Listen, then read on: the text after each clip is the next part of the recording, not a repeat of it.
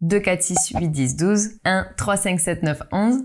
Nombre pair, nombre impair, qu'est-ce que c'est? Je t'explique.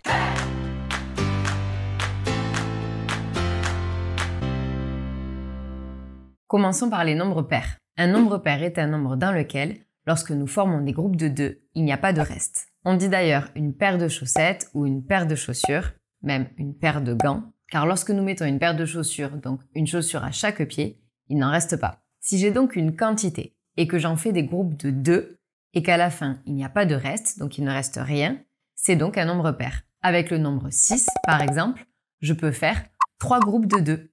Il ne reste rien puisque 2 plus 2 plus 2 est égal à 6, c'est donc un nombre pair. Les nombres pairs se terminent par 0, 2, 4, 6 ou 8.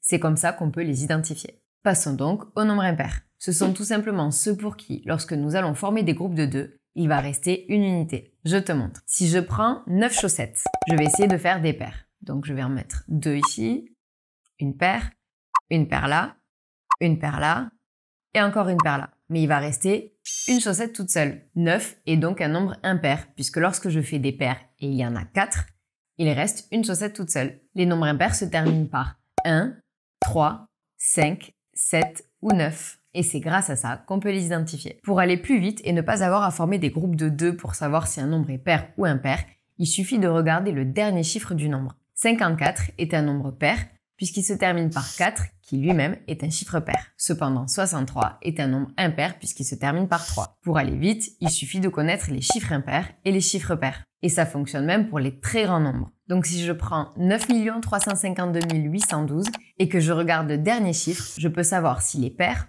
ou impair. Ici, c'est un 2, ce nombre est pair.